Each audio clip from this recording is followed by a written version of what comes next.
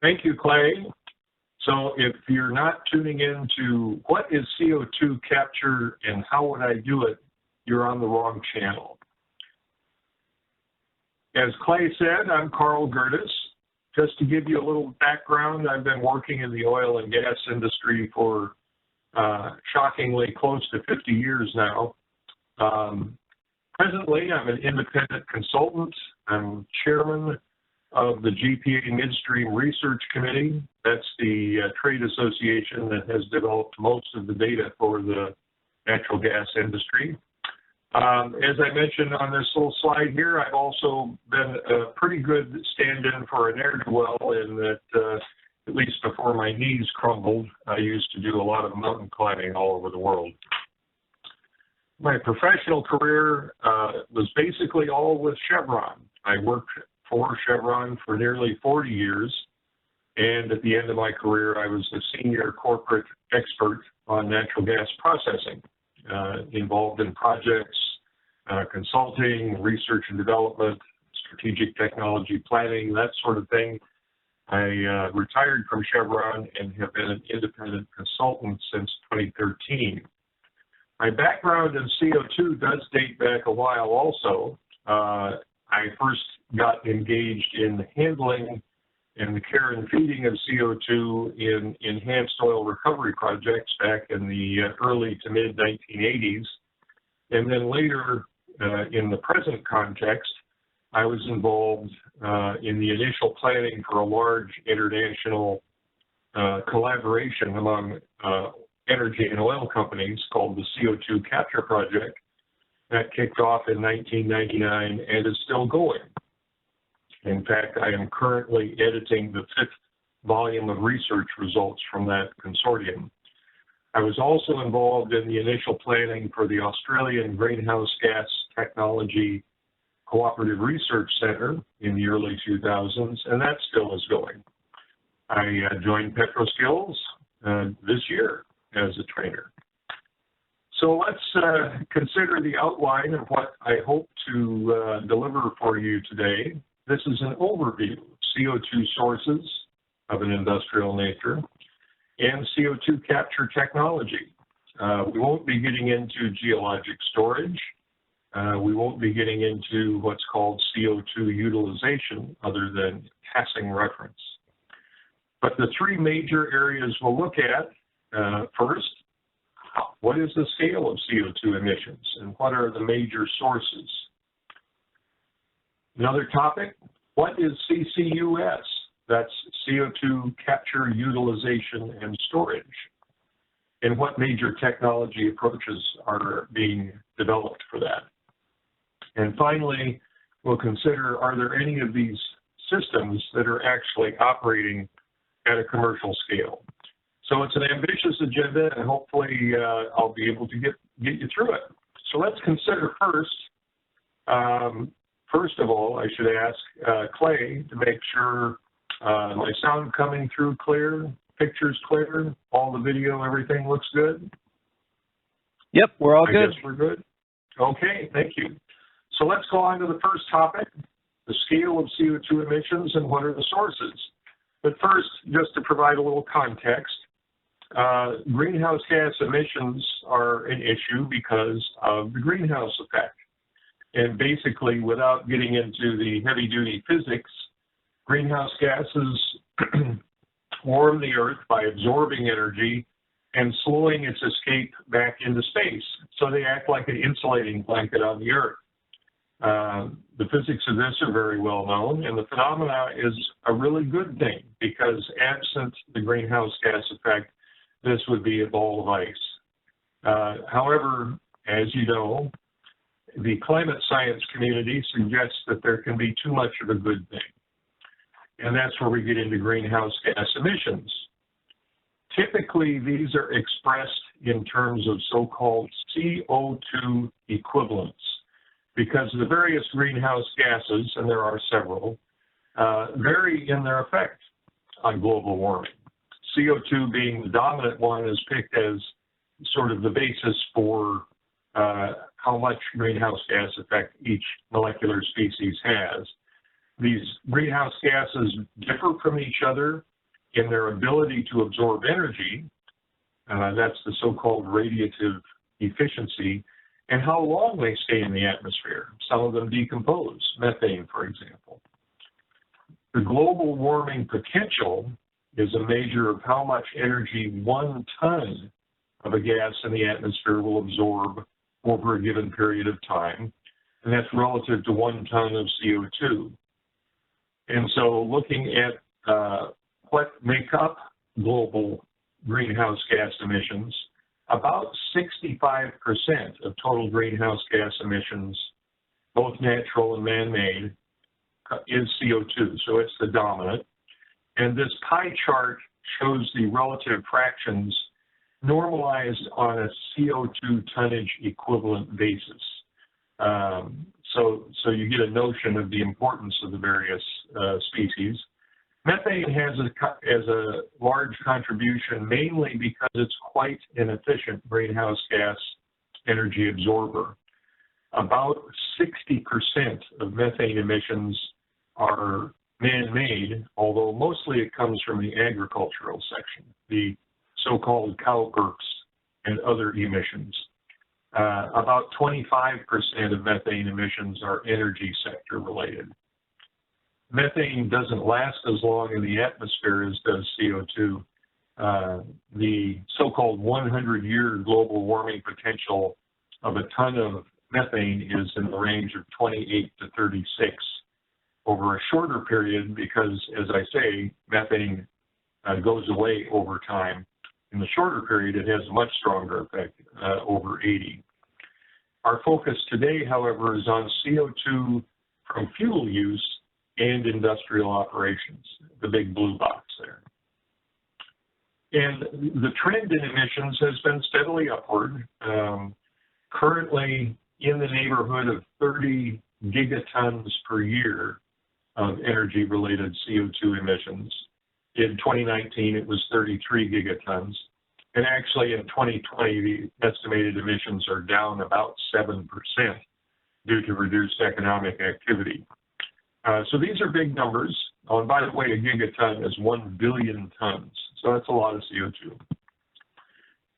In the U.S., just to give you a notion of the breakdown of where greenhouse gas emissions come by sector, you see agriculture is good for about 10%, and then the rest of it is things we would consider as normal industrial and commercial and residential activity. Total emissions in the U.S. in 2018, the most recent year available, is close to 7 billion tons. And energy-related CO2 emissions are in the neighborhood of 5.25 billion tons in 2018. The stationary sources, that is, not vehicles or airplanes or trains, but stationary sources are about 66% of U.S. CO2 emissions from combustion. And that's actually relatively close to the global share as well. Might be useful to review some typical units of measure in this field that you'll come across if you're not familiar with it. Typically, people will talk about CO2 emissions in metric tons per unit of time, say per year. And for you volume-oriented people, if you have 100 million standard cubic feet per day of CO2, that's close to 2 million metric tons per annum. Just to get your head around a unit of measure you might be familiar with, depending on what industry you're in. Some typical large industrial sources, for example, a big steam methane reformer producing 75 million standard cubic feet a day of hydrogen will be close to 500,000 metric tons per annum of CO2 emissions. A 400 megawatt NGCC plant generating power from natural gas will be close to 1.5 million tons, and so on. You can see the others can be larger. A large coal-fired power plant will be in excess of 3 million tons per annum. A gigaton, 1 billion tons of CO2, for example, the generation of 145 gigawatts of power using coal-fired power plants would emit about 1 billion tons of CO2 per year. and that's more than half the U.S. coal-fired installed capacity in 2019. So that's the background, a little context of why we're interested in CO2. It's a large emission source, but how can we deal with it? And there are a number of options to reduce greenhouse gas emissions. All will likely be needed, according to the International Energy Agency and others. In some ways of reducing emissions, an obvious one, and typically the most cost-effective, is to increase the efficiency of energy use. Fuel switching is another option that people talk about. That's where you're seeing a push from natural gas or to natural gas from coal, for example, in power generation. Increased use of nuclear power would reduce CO2 emissions. Of course, there are people pushing to go to renewable sources and eliminate the use of fossil fuels. Another one, which I've highlighted here, is CO2 capture and long-term storage in secure natural geologic formations. That's the so-called CCS.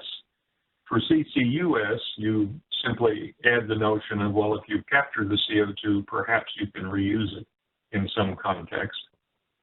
And then there's land use decisions, can also have a large impact on CO2 emissions. I might note that for reuse, by many, many orders of magnitude, the largest current use for CO2 is enhanced oil recovery, which you might say is a double-edged sword, since you're thereby harvesting more oil to use. But nevertheless, it's a use for CO2, and at the end of the day, that CO2 can stay in the ground after you've closed down an EOR oil field. So let's consider carbon capture methods.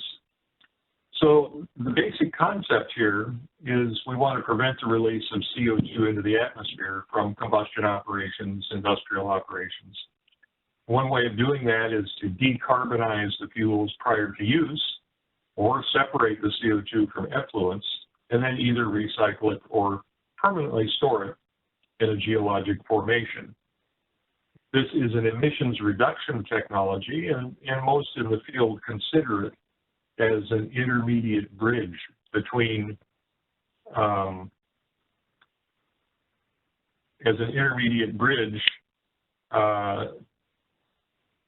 to the current fossil fuel-based technology to a sustainable one. There have been many studies by the International Energy Agency, others, U.S. Department of Energy, that conclude that including CO2 capture and storage among the many mitigation options that we just saw is needed because it's a lower cost option than simply switching immediately to only renewable energy sources. And this is a recognition, basically, that if you did do an immediate switch to only renewable sources, it's much, much higher cost. And also you have to deal with the intermittent nature of renewable sources and the trillions of dollars of stranded assets that is part of the energy infrastructure. And I might add that CO2 capture is really only practical for stationary sources. There had been some thought of vehicles carrying around absorbents or something, but that's clearly been viewed as not practical. So here are the three main approaches that are used for CO2 capture. And the first is what's called post-combustion capture. That's where the fossil fuel is burned normally to produce power and heat. The flue gas is perhaps using a solvent absorption process. You recover the CO2, compress it, dehydrate it, and on to geologic storage or utilization. So that's, if you will, the tailpipe solution. Pre-combustion decarbonization is just another word for saying, let's take that fossil fuel and make hydrogen with it. The hydrogen is used for fuel, and of course, the flue gas from such an operation is just water vapor. And the CO2 can be removed as part of the hydrogen manufacturing step and then sequestered or used. And finally, Oxy Firing is another approach wherein if you burn a fossil fuel with oxygen, the flue gas is in principle just wet CO2, which then is relatively easily captured. Of course, you do have some cleanup opportunities there with excess oxygen in any combustion operation. I might add the only demonstrated at commercial scale option is post-combustion, where solvent absorption has been demonstrated at very large scale on flue gases for CO2 recovery. In fact, this has been going on for many years at modest scale for the food industry to get food-grade CO2. There's a lot of research aimed at opportunities to replace solvent absorption for reasons that we'll get into. So I might add, there's these three options. None of them stand out as perfect in all regards, so there's no silver bullets. Different opportunities, different situations. So let's do a quick rundown of the features. First, for post-combustion, this is the traditional tailpipe approach and typically won't require major changes in whatever combustion operation or process you're applying it to capture the CO2. It's also generally usable for both retrofit or new build, although a serious issue is the fact that for retrofit, finding the space may be a big issue because the equipment for this service is huge. There are many technology options possible based on conventional gas separation technologies. As I mentioned, chemical solvent scrubbing is the most developed and deployed, but there are issues there. It's, if you will, the devil you know.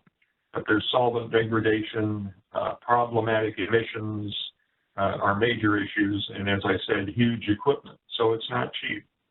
So there's active research and development on adsorbents, both pressure swing and temperature swing processing, membranes, and any other gas separation technique you can think of. There's research, development, and demonstration going on for those applications. I might add that not all combustion operations are created equal. I've listed here several types of operations where we have combustion, including a combined cycle turbine, steam methane reforming furnace with the pressure swing absorption recycle to the furnace, which includes fuel and all of the CO2 produced in the reforming, and fire heaters, coal boilers, and FCC catalyst regeneration, which turns out to be a very large operation in refining, often the largest single source in a refinery of CO2 emissions. But the distinction here, you'll notice that the percent CO2 varies from as low as 3 or 4% for turbine exhaust up to 18, 20% for steam methane, a modern steam methane reforming furnace stack. Typical coal-fired power plant might be 12 to 15%. Also, the excess oxygen varies quite a bit. For a turbine, it can be 12 or 13% oxygen content in the flue gas. More typically, for fire heaters, it's 2 or 3% to get the best efficiency. And you might have NOx and SOx in the flue gas as well, which is not a happy thing for the solvents that are used for CO2 scrubbing. In fact, let's consider what makes it difficult to selectively remove CO2 from flue gas. Well, for one, it's at typically atmospheric pressure or very close to that. So the CO2 is present at very low partial pressure. And that's typically the driving force for any of our capture techniques. It's also very dilute. The nitrogen from air combustion means the concentration of CO2 is pretty low, as we saw 3% from a turbine, perhaps 10% from a furnace or heater. So it's an even lower partial pressure due to both dilution and low pressure. As I mentioned, the presence of oxygen can chew up chemical solvents, and the solvent degradation products can be corrosive and in some cases toxic, leading to emissions issues. The presence of SOx and NOx, if you have sulfur in the fuel, And depending on the type of combustion, if you're creating nitrogen oxides, these can react with solvents, often irreversibly, leading to degradation and corrosion. Of course, from combustion, if there's any hydrogen in the fuel, you've got water vapor, and certain gas separation techniques, water will be a competitive absorbing species to CO2. And of course, if you're burning coal, you might have particulates to deal with, which just complicate life. And further, we need to consider what will the end use of the CO2 be? What are its destinations? So for enhanced oil recovery, you typically need to minimize the non-condensable species, meaning typically nitrogen, that sort of thing, for enhanced oil recovery. So typically, CO2 will need to be 97% purity, only 3 to 5% inerts, which in an EOR perspective includes methane and nitrogen. For flue gas derived or Oxy Firing sourced CO2, there will be oxygen present. And there will typically be an oxygen spec for enhanced oil recovery in the tens of ppm range. May also have specs on the sulfur oxides and nitrogen oxides to avoid corrosion and reactivity in the oil reservoir. For geosequestration, kind of the same picture as EOR in that to maximize storage capacity, you need to minimize those non-condensables, which in the context of flue gas scrubbing would mean you want to minimize nitrogen, typically. Also likely will have sulfur and nitrogen oxide and oxygen specs to avoid reservoir reactivity in the geosequestration site, where you might affect how much CO2 you could inject and how much storage capacity you have if you get too much reactivity going on. And finally, if CO2 is going to be a chemical feedstock, you're likely to have very low specs on oxygen and sulfur species. So CO2 cleanup, I'm not going to get into the methods there, but it will depend on the end use and both the source of the CO2 and the particular capture technology. So that'll be part of the picture in assessing a CO2 capture operation and the kit you'll need. And since EOR, enhanced oil recovery, is the only current large-scale use, current CO2 pipeline operators in North America, in the US largely, have pretty much established the default specifications on purity because they're the only game in town in terms of transporting CO2 right now. Okay, enough of post-combustion. Let's consider what we're talking about for pre-combustion capture technology.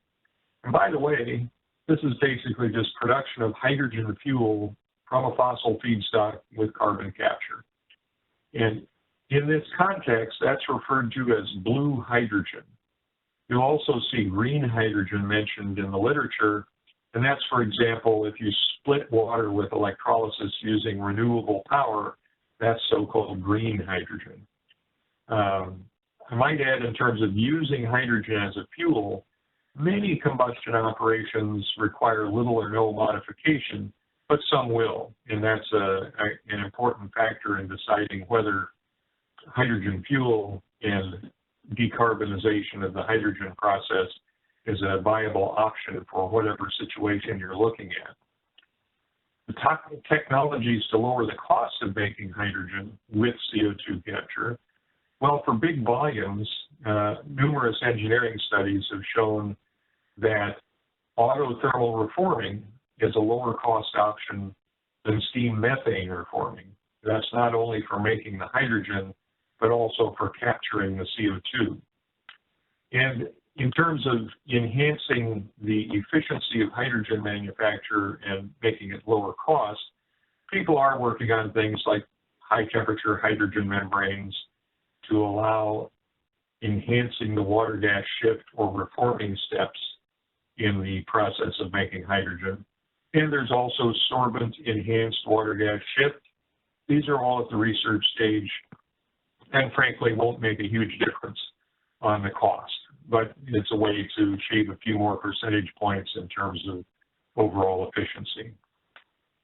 And finally, Oxy Firing. That might be an intriguing question you have, is how the heck do you avoid burning your equipment down? Because, as you know, a pure oxygen flame is pretty hot. So let's get into that. Well, burning fuel with pure oxygen basically makes wet CO2, albeit with a little extra oxygen present, that must be removed to very low levels. And all of the technologies that people are talking about today in the medium term utilize a working fluid to moderate the temperature. So you're really not doing pure oxygen combustion. You're diluting the oxygen with either water or steam or with CO2 by recycling flue gas. And that's actually by far the most common step that people are doing to moderate combustion temperatures back into the range where standard materials can be used. And by the way, that's also a method that allows you to retrofit a fired heater. There have been quite a few demonstrations of that sort done. Well, let's look at an example of post-combustion capture. This would be a typical solvent scrubbing operation where the flue gas comes in here. And this will look very much like a conventional amine unit that you find in natural gas treating, except the flue gas coming in may be hot enough that you're going to have a direct contact cooler here where you're reducing the temperature of the flue gas with water, which also possibly is doing some fine particulate removal if this is a coal-based flue gas. And upstream here you may have, which I have not shown, technology to remove sulfur and nitrogen oxides. So the flue gas goes up through the absorber. You may have intermediate cooling to improve the efficiency of the solvent to capture more CO2. You may have a wash water step at the top to avoid solvent losses because you're going to vent the clean flue gas. And the volumes here are enormous, billions of cubic feet per day for a big coal-fired power plant.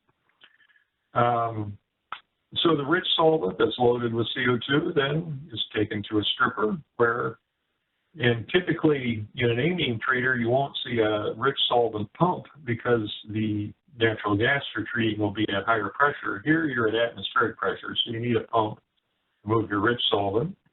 And basically you use heat to generate steam, to strip the CO2 out of the solvent, and there you go. You end up with pretty darn pure CO2 coming off the end. So that's what a typical solvent scrubbing operation will look like. There are three in commercial use right now, with others very near. You've got Flue, Mitsubishi Heavy Industries, and Shell have demonstrated, and in the case of Mitsubishi and Flue, have had commercial operations for many years in various applications in chemical industry. And as I mentioned, sulfur oxide removal is required typically down to a few tens of ppm to avoid chewing up the solvent. Let's look at a specific application now for CO2 capture in what I call an older style hydrogen plant. The older style, so you've got a steam methane reforming furnace. Your feedstock is natural gas and steam, which go through tubes of catalyst, which I've not shown inside a furnace. You've got fuel and air combustion. So flue gas is a source of CO2 from the furnace. The reformed methane goes through water gas shift chemistry, and you end up with basically a mixture of hydrogen and CO2 at this point. And then there's typically a wet scrubbing process to remove the CO2, and off you go with hydrogen, typically in the neighborhood of 95 to 97% purity.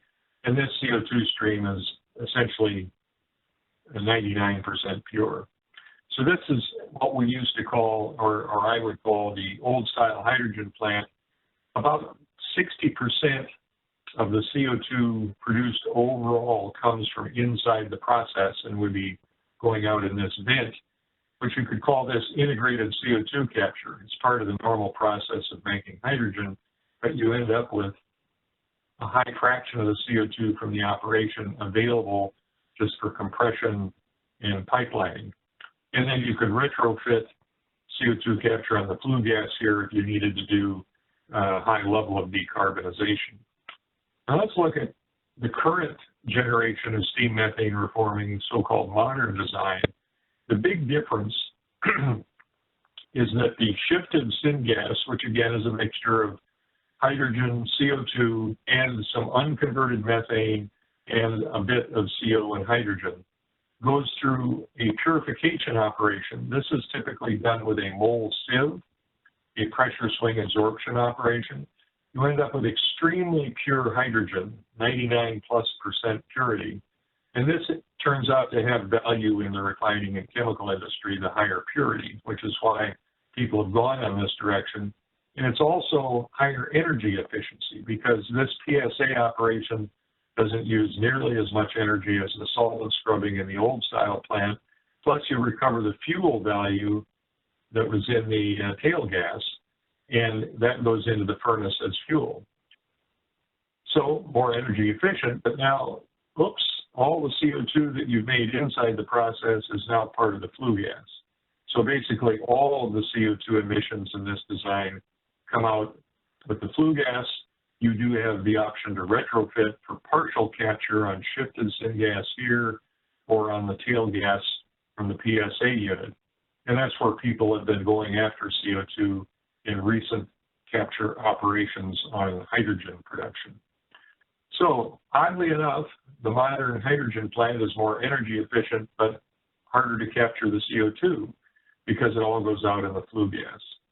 And to give you an example, an amine system on this flue gas to capture 90% of the CO2 generated here for a particular size hydrogen plant, 170 million cubic feet a day, which was emitting a little over 1 million tons per annum of CO2, that amine system, you can see it's a little dated figures, 2007, was $250 million, which, by the way, was pretty close to the cost of the hydrogen plant itself. So you can see it's not a cheap operation. And here's some metrics for you in terms of how much CO2 is produced in making hydrogen.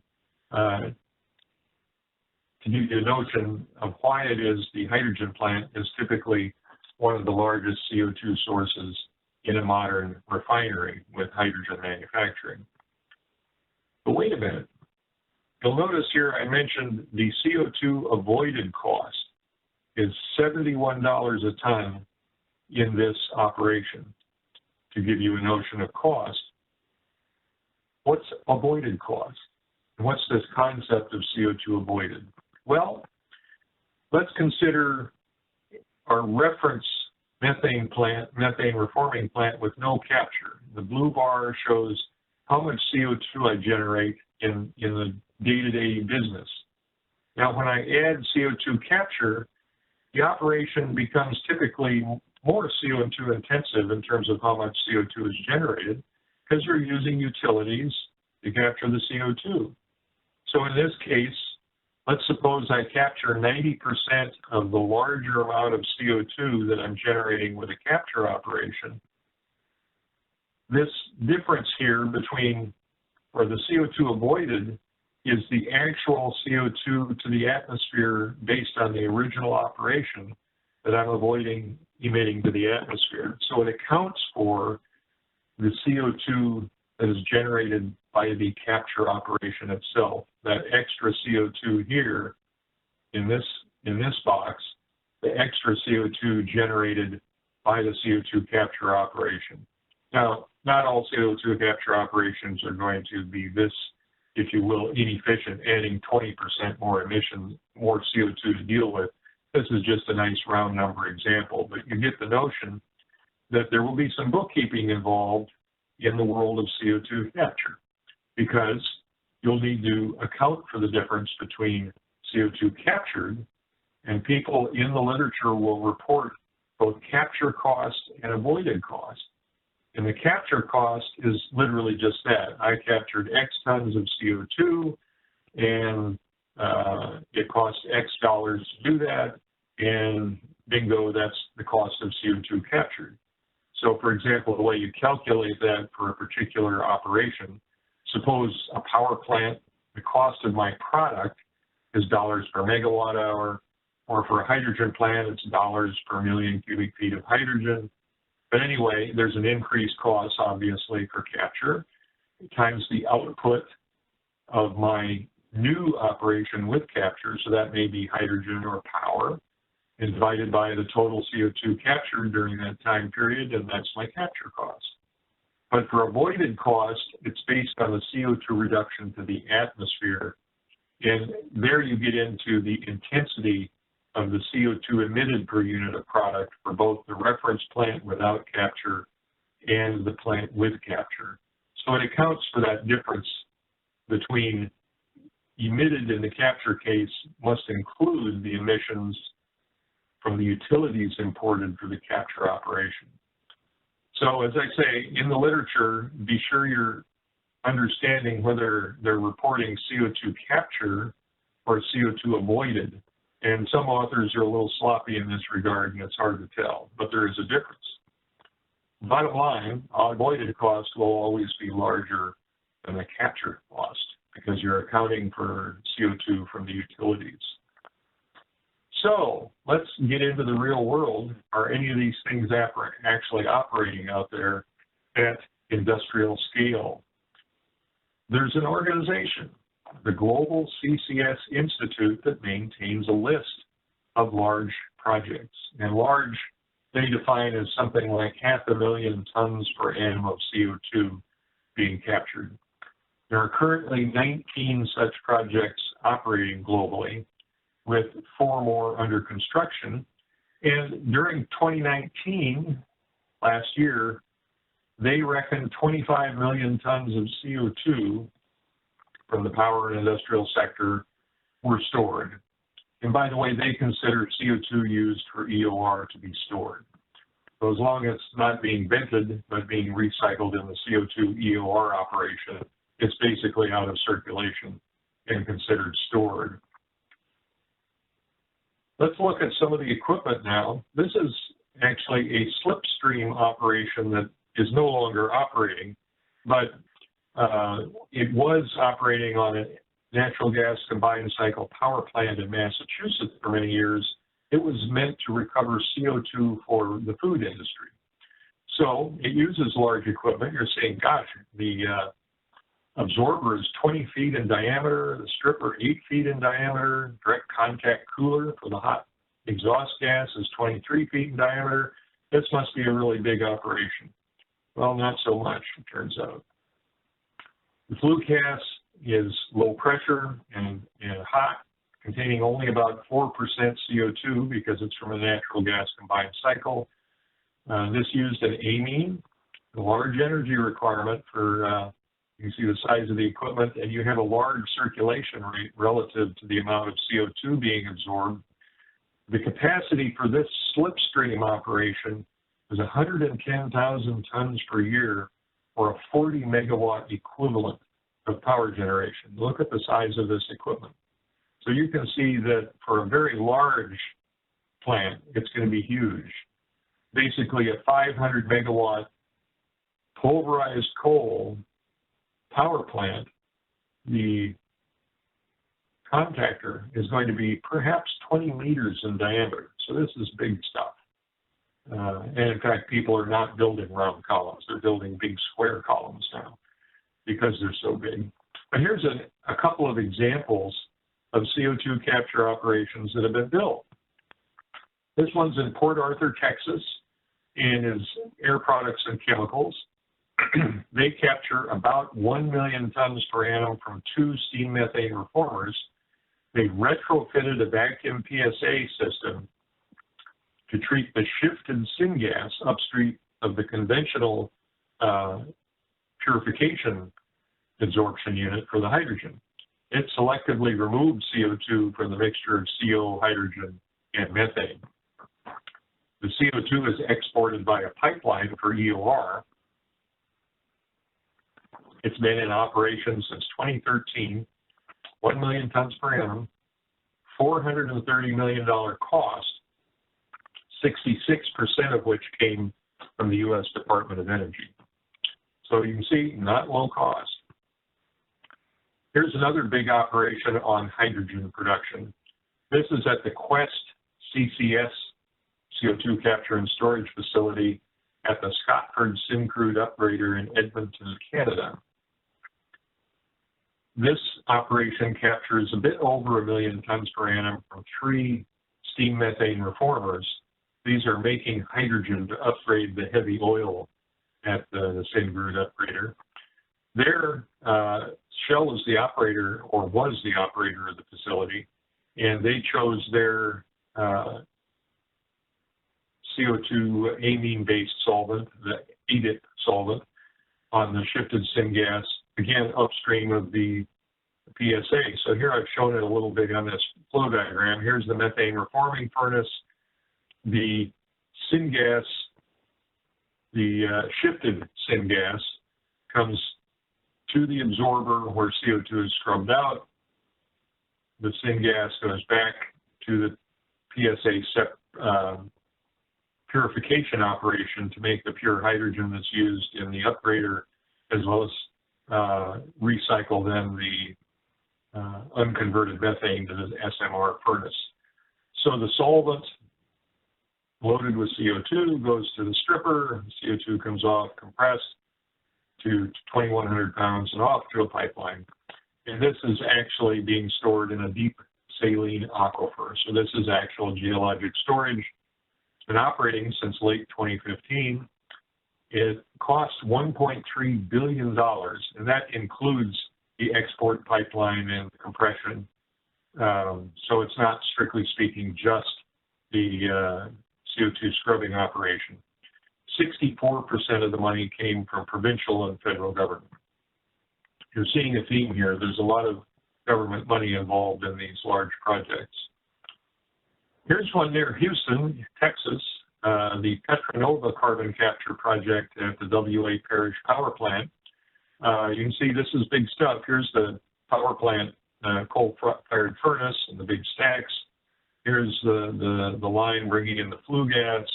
You've got the quench, the absorber, the regenerator, and then right next to it, the compressors and cooling towers. So you can see this is big kit, and they fortunately did have space available for the equipment here.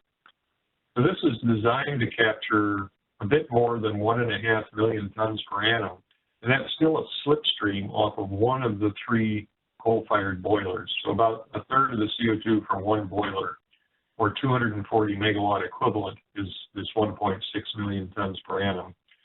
And the solvent and process used is Mitsubishi's KS1 solvent. The CO2 is exported by pipeline for enhanced oil recovery. It became operational in 2017, but shut down in May of this year due to low oil prices. I haven't checked to see if they've started up again with oil percolating back near $50 a barrel again. But as of May, they had shut down. This has been a learning process. These first-of-a-kind big operations have been learning processes, and so performance was disappointing over those first 3 years of operation in that the design capacity was never reached. They were typically running 1 to 1.4 million tons per annum, albeit getting better. You're learning how to deal with solids and better manage the solvents and that sort of thing. This was a $1 billion cost, $190 million from DOE and $250 million low-cost loan because of Mitsubishi's involvement from the Japanese government. So that's Petrinova. The granddaddy of CO2 capture and storage operations is the Sleipner field offshore Norway, showing the platforms here. The CO2 is removed from the produced gas. The gas contains 4 to 9%. So this is conventional gas processing. They use a 45 weight % generic MDEA solvent, as near as I could find. They meet a 2.5% export spec on the natural gas that's being shipped to the mainland. The capacity is about 1 million tons per annum, so it's not tiny.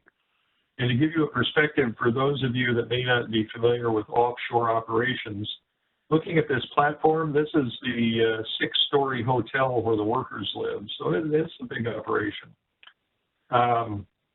Cumulatively, they're approaching 25 million metric tons having been injected over the years.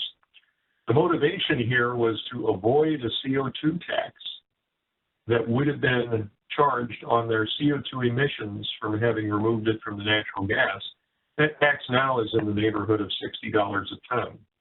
So this was motivated by taxes or avoidance of taxes. The CO2 is injected into a formation below the seafloor, about 1,000 meters below the seabed.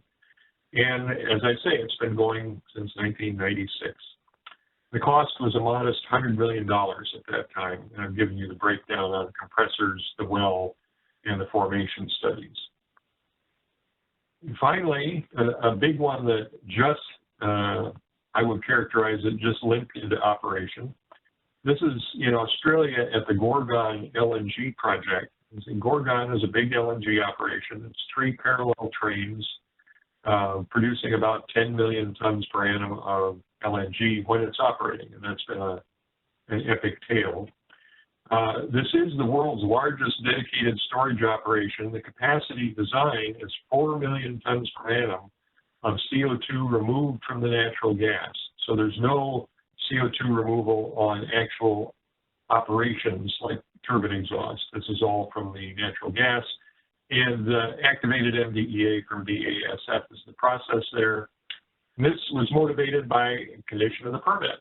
If they wanted to build this operation here, they had to do the capture operation. So it's relatively straightforward. The natural gas containing CO2 is treated in the amine treater. The CO2 is compressed, dried, and injected into a formation below this island. The gas reservoir is far offshore, 100 kilometers, as I recall. So the CO2 is injected. There are 3 compressor trains. They have 1 for each LNG train to maximize reliability. Turns out there are 9 injection wells plus 4 water projection wells and 2 water injection wells for pressure management, as well as surveillance wells. This was 2.5 billion Australian, and plant reliability issues in the LNG facility delayed start of injection until 2019, even though the LNG plant started up, I want to say, in 2017. It's now running at about a 3 million tons per annum rate, so not quite up to capacity yet, but improving. And so we have reached the end of our tale, and fortunately, I haven't run out of time yet. So let's recap what I hope you heard. And I realize this is a bit like sipping from a fire hose, a lot of information. So CO2 from fuel use and process emissions are about 65% of global greenhouse gas emissions. That's why they are a target for regulators. Energy-related emissions in 2019 were about 33 gigatons of CO2. That's the equivalent, 1 gigaton is the equivalent of 290 500 megawatt coal power boilers, about 145 gigawatts. That's 66% of U.S. current capacity. Carbon capture and storage is viewed as an essential emissions reduction bridge technology to a renewable energy future. And all 3 technical approaches, post-combustion, pre-combustion, and Oxy firing, I think will likely find application. And post-combustion capture by solvent scrubbing is the only route that's been applied at commercial scale so far, albeit we have seen CO2 capture on syngas in hydrogen manufacturing as a step toward pre-combustion capture. There are currently only 19 large projects in operation, 25 million tons. Compare that to the 33 gigatons per annum. You can see just getting started. Well, the primary hurdle is cost. This stuff is expensive. And all of the projects, all 19 projects, were either mandated or heavily subsidized by governments. So that's the current driving force for CO2 capture. If you will, there's not a business driver per se unless a regulatory agency tells you there is. So that's my story. I think we have time for questions, Ron. Okay, Carl. Yeah, we have some questions that have come in. We've got one from Sadazivam Mutaguru. The first question is, this came in at the time you were discussing SOx and NOx, and it said, H2S is another undesired contaminant and CO2-rich gas.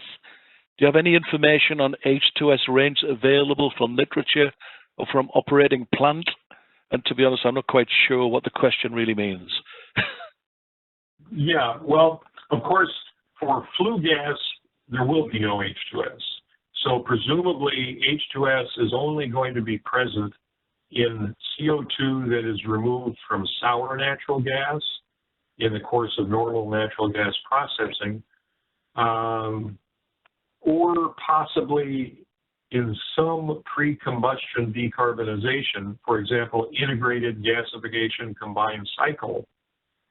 In the course of gasifying the coal, you will end up with H2S that would be removed with the CO2, presumably.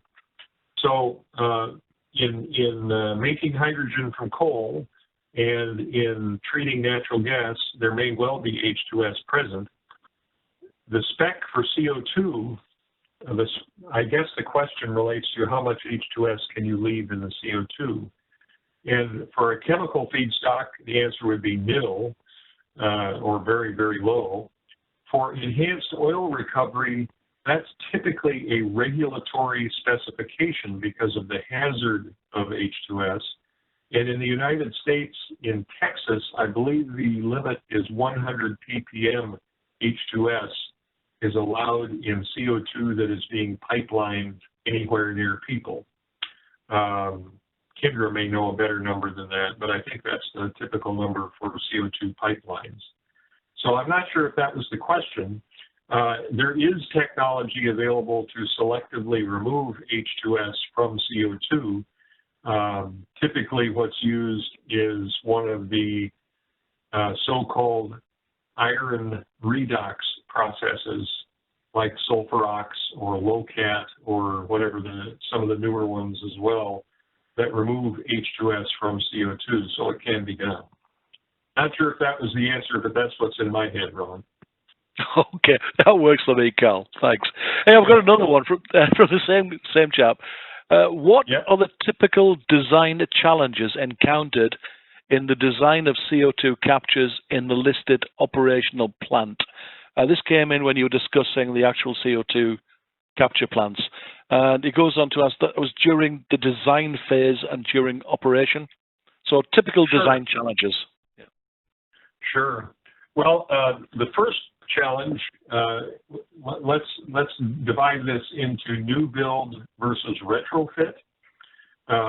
Because if it's a retrofit of an existing operation, the first challenge may well be finding plot space to shoehorn in the equipment for CO2 capture in and around an existing operation.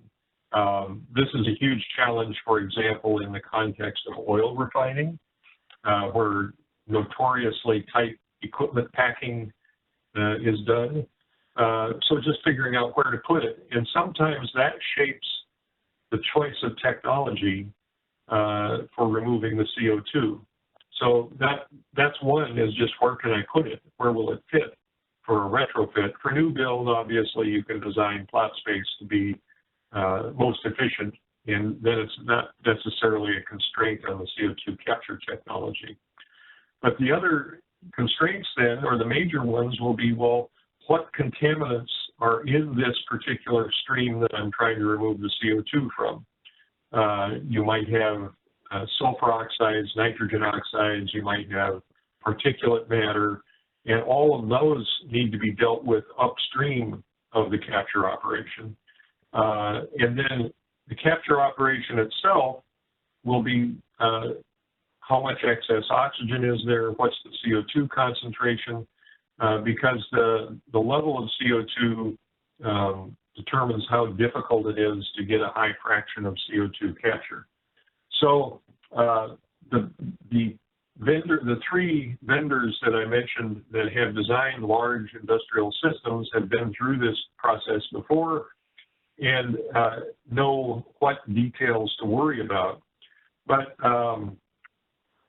among the innovations that have happened, as I mentioned, these absorbers, especially for flue gas, can be huge. You saw the picture of the one at the coal plant in Texas, and they're no longer, most are no longer building round columns. They're building big square, and in some cases poured concrete, almost like a cooling tower or a building, rather than a traditional vessel, because after all, it's low pressure flue gas rather than a flammable high pressure process fluid. So there have been innovations in construction. But the general issue is dealing with emissions. So you might have local issues with what emissions will occur from the capture operation. For example, due to solvent degradation. Some solvents, the studies have shown, produce molecular species upon degradation that are hazardous. And so you have to make sure those aren't being emitted in a quantity that regulators would object to. So that's one of the details is, does the particular solvent have emissions issues? Just the logistics of how much solvent do I use up every day? Because in the natural gas treating area, you're not used to having to have truckloads of solvent coming in frequently. But in these flue gas operations, the utilization of solvent is relatively high. And so you have the logistics of solvent delivery and solvent makeup and disposal of the contaminated solvent. So those are some of the little nuances that can come up at the design phase. And in operation, people are just finding issues of corrosion if they haven't done a very careful job of material selection. And the typical issues of operational things like foaming that reduce capacity. So it's been a growing pain issue for many of these big operations since they're number one, serial number one of that particular type. Hopefully that helps a little, Ron. Okay, we've had a bunch of questions coming, Co. Sorry, Clay, you were going to say something? Yeah, just one note before we move off of that. I got this chat directly to me that notes that BASF's OASE blue solvent is being used to capture CO2 in a number of locations worldwide, and they have 3 Department of Energy projects in various stages in the U.S. Yes, that's correct. They're one of the ones I would have said are on the verge of large application usage. They have the 3 commercial plants, as far as I know, are running successfully. They're not the huge operations, I guess, the 1 million ton per annum size, but yes, that's a well-proven solvent now, I would say. Thanks for pointing that out, BASF. We've got a few questions in there that are more focused towards CO2 transport. So what I'll do is I'm just going to limit them at the moment to the topic of the webinar. One is it general practice to meter the CO2 that's captured or injected? And if so, what meter type is typically used for dense phase? Oh, well, that's quite specific. that is quite specific. In the world of CO2 credits, which is emerging, a carbon market, and as let's face it, CO2 capture is going to be driven by regulation, and there will be bookkeeping involved to ensure that the CO2 you say you're storing is actually being stored. So there will be requirements for, if you will, custody transfer and accurate metering of the CO2. And actually, I don't know what the current state of dense phase CO2 metering is. I'm not sure which technology would be used there. Probably a mass flow meter of some sort, but I'm guessing. Okay. Like I said, we've got quite a few which are general CO2. What are we? Let's think of this one now. I would like to hear about CO2 pipeline depressurization and dry ice issues, water content recommended in pipeline density. I think that's rather specific to CO2 transport. Let's jump on to another one. I can just touch on that very briefly.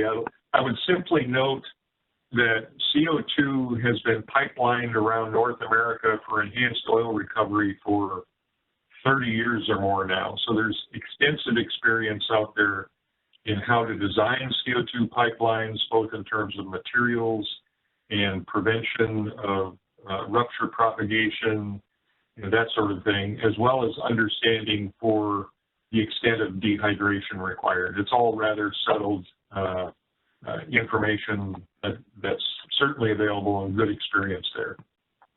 Cool, thank you. We do have one. Is there any specific safety hazard involved in employing CO2-based EOR process in offshore platforms?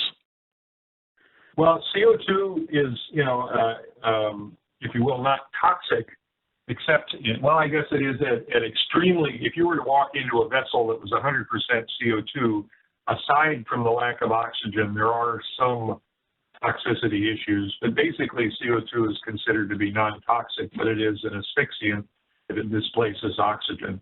And so it's treated as an inert gas in terms of safety handling, vessel exposure and that sort of thing. So it would be conventional inert gas safety measures would be what you'd use offshore in the presence of, if you're handling lots of pure CO2. Oh, okay, cool. Hey, I've got one here. It's a bit left field, but it's applicable to the topic. How is CCUS comparable to tree planting? Well, those studies have been done. People like the International Energy Agency, and for that matter, the UN agency that's been behind a lot of this work, the IPCC, or maybe not agency, but anyway, the UN-related organization. And they all put together, and I might add, throw in McKinsey is famous for having put together a sort of a waterfall diagram of costs of various options to mitigate CO2. And tree planting is actually somewhat effective, somewhat low cost, but of course, it's an issue of if the land is productive enough to be really productive growing trees, people are probably going to want to grow crops on it too. So there's competition for good land use. It certainly has been highly encouraged by the UN and other bodies. And on a, if you will, per ton basis, it is quite modest in cost. It's also rather slow growing, but it's also a question of permanence in that if you burn down a forest, all that CO2 is back in the air again. And there's debates on how to do the bookkeeping, if you will. If you start with black dirt and end up with a mature forest, what fraction of the CO2 ends up being considered permanently sequestered. But it's certainly one of the many options that are needed and will be used toward CO2 mitigation. There's lots of options that will have to be used, many in parallel. Okay, good answer. Thanks. Two questions just to finish off. I think one you've pretty much covered, but let's dive into it again. There are so many patented technologies for years for the CCS. How come only solvent-based process is commercialized so far?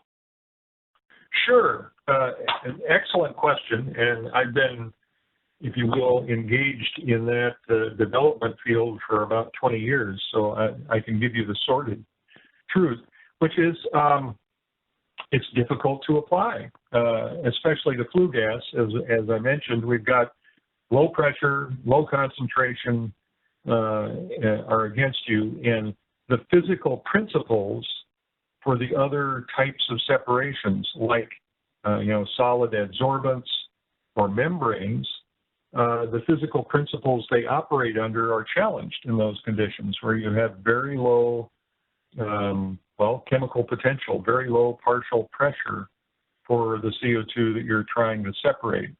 So it's a real technical challenge to even get the performance you want, and then you want to do it cost effectively. Now, there are some promising methods that are what I would call nearing demonstration to the point where you can get a good handle on costs. And that's part of the issue, is that it's very easy to get low cost on paper, much more difficult to get low cost on a billion-dollar plant and that's actually built in the physical world. And so some of it is just serendipity. People had been using the amine solvents for CO2 removal from flue gas for years, for just getting CO2 for the food industry and that sort of thing. So there was already kind of a running start on that sort. And albeit there you're looking at high value CO2 for food or chemical use versus you just want the cheapest possible CO2 capture when you're dealing with greenhouse gas emissions. So it's quite a different driving force than what was pushing the technology previously. I hope that helps. I mean, bottom line is that solvents have just been in use longer, and for example, the thinking on adsorbents, the solid adsorbents, was, well, we know they're only good for removing trace quantities from some mixture.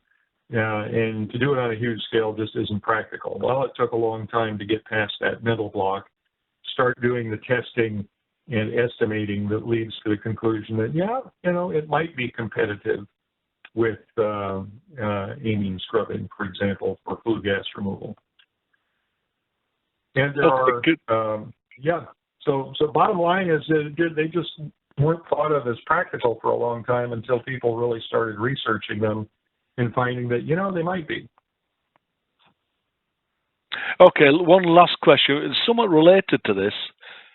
Richard Quinnett asks, is anyone using a compressor to compress a flue gas to reduce the absorber diameter? The answer is sort of. I would call it a blower rather than a compressor. I mean, it's a nuance, right? But yeah, people are looking at raising the pressure to perhaps 2 bar, 2 atmospheres, not higher than that. There is some technology that people are working on that I will admit to being a skeptic, so take that to the bank first, is people are looking at supersonic, using supersonic nozzles where you can get cryogenic temperatures. And if you run a flue gas, kind of like twister technology for dehydration or dew point suppression in natural gas, if you run a flue gas through just the right kind of supersonic nozzle, you can freeze out the CO2. But of course, you need it at high pressure, and then you've got all sorts of machinations to get pressure recovery and expansion turbines to recover the pressure. And I just don't think it's practical, but people are actually looking at it. My personal view is the practical extent will be perhaps as much as, what you can get with a blower rather than a compressor, so perhaps as high as 2 bar. And people are seriously demonstrating that at small scale and looking to move on to larger scale. Okay. A lot of the other people now are just asking about will this webinar be available on demand? And it will be. It is being recorded. It will be available on our website, the Petriscos website, on YouTube. And I'll just mention what Mr. Sadasifan Muthaguru said. Thank you for a wonderful session. I'm happy that hopefully you got some useful information out of it. Thanks for being here. I think you've got some advertising to do, don't you, Clay? Yeah. Hey, But first, thanks, Carl. Really appreciate the session and the discussion. Ron, Kendra, thanks for help with the questions there. Again, we will send all these materials out. So thank you, everyone, for joining. This is our last webinar of 2020, but we will continue to do these in 2021. So we'll have the new schedule on our website soon, and we'll make sure that we get that to you. So we hope to see you next year. So thanks, everybody. And I might add, there is a multi-day course in the works to dig into much more detail on CO2 capture. Yes, thank you, Carl. We will make sure and update everyone with that information as well. So. Right. All right. Thanks, everybody. Stay safe and take care. Thank you. Thank you, Carl. You betcha. Hopefully that came across okay. It was a lot of information. Oh, it was fabulous. Beautifully delivered. Really, yeah, nice really job. Good. Yeah. And I couldn't figure out how to use the annotation thing. I'll have to work on that. Oh, no worries. All right. Hey, all right. Thanks for all your help, guys. Merry Christmas. Yep. Merry Christmas. Stay safe, everybody. Take care. Thanks. Okay, bye. Bye.